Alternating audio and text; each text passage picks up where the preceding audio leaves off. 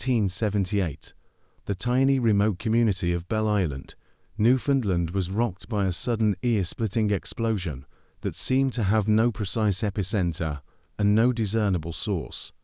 The phenomenon reportedly electrocuted livestock, melted power lines, and manifested floating balls of fire. Whatever struck the island apparently released enough energy to set off the American nuclear test watch satellites and drew the attention of weapons researchers from the Los Alamos National Laboratory, who showed up at the site soon after. The cause and precise nature of the event remain unknown, but there are numerous hypotheses, ranging from ball lightning to lightning superbolts. Of course, as one would expect, there are also several conspiracy theories surrounding the strange event, with many believing that the Bell Island boom is proof that the government was testing secret super weapons. Bell Island itself is a small island, around 6 miles long and around 2 miles wide, and is home to only 3 communities. It was once one of the world's major iron ore producers, thanks to its productive mine, but by 1978 the mine had closed.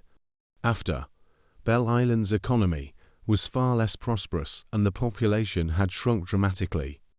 On the 2nd of April 1978, a sudden explosive noise was heard throughout the island, reportedly heard from as far as 62 miles away. There were reports of damage to electrical wiring, and one family in particular, the Bickfords, reported numerous physical damages to their property. They claimed the explosion caused holes in their roof, and their television and fuse boxes had actually exploded. The roof of their chicken coop was destroyed, and the 5 chickens inside were killed. Near their shed were a couple of holes in the snow that they said looked like buried explosives had detonated. Later, even stranger stories began circulating. The Bickfords' young grandson claimed that he saw a hovering ball of light after the boom. A woman in Newfoundland reported seeing a beam of light shining from the sky onto the island. Some people on Bell Island claimed that they heard a strange ringing tone just before the blast. John Warren and Robert Freeman from the Los Alamos National Laboratory, then the Los Alamos Scientific Laboratory in New Mexico, appeared just after the event took place, inspiring rumors about weapons testing. Internet versions of the stories describe Warren and Freeman as shady government types who appeared on the island, snooped around, and left without saying a word to anyone. The truth is that they spoke openly with media and other scientists about their reasons for being there. Warren and Freeman had been monitoring imagery from the Vela satellites, which constantly scanned the planet for the distinct signatures of nuclear bomb detonations. They also picked up large lightning flashes, which is part of how we learned of the existence of lightning superbolts. Lightning superbolts are unusually large bolts of lightning that last about 1,000th of a second compared to the roughly 30 millionths of a second duration of a normal lightning bolt. They almost always happen in the upper atmosphere, usually over oceans. These storms in the upper atmosphere can often occur with people on the ground being completely unaware, seeing nothing but a bright clear day. Lightning superbolts are rare. Only about 5 of every 10 million bolts of lightning is defined as a superbolt, but they do happen.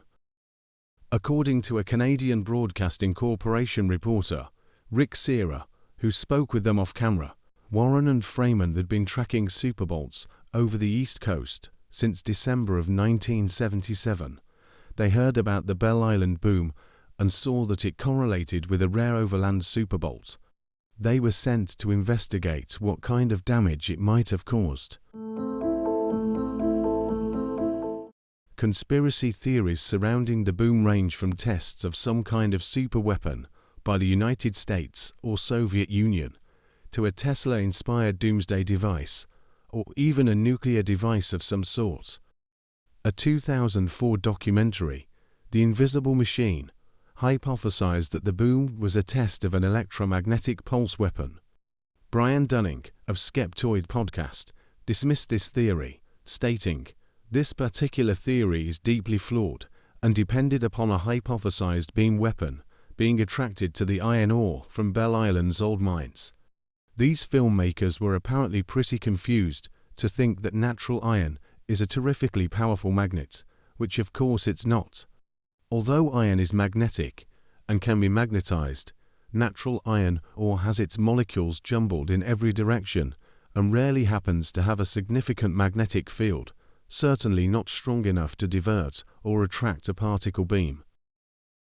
None of these more conspiratorial theories have any basis in reality. There isn't any real evidence to support the idea that the Bell Island boom was made by a man-made weapon. There is, however, plenty to support the hypothesis that the event was a freak overland lightning superbolt. The damage to electrical wiring and appliances is consistent with enormous voltage propagating throughout the island's copper power grid, as one would see with an immense lightning strike. The damage to the chicken coop's roof and the electrocuted chickens themselves are also consistent with a lightning strike, as with the holes in the snow. Given the notoriously unreliable nature of eyewitness testimony and the fact that anecdotal evidence is not scientific evidence, we must dismiss the Bigfoot's grandson's story of a hovering ball of light. We must, for the same reasons, also dismiss the witness on the mainland who saw an angled beam hitting the island. The high-pitched tone that reportedly preceded the boom is interesting, but also must be dismissed. There are far too many possible explanations, and there is nothing that indicates that it was in any way related to the boom.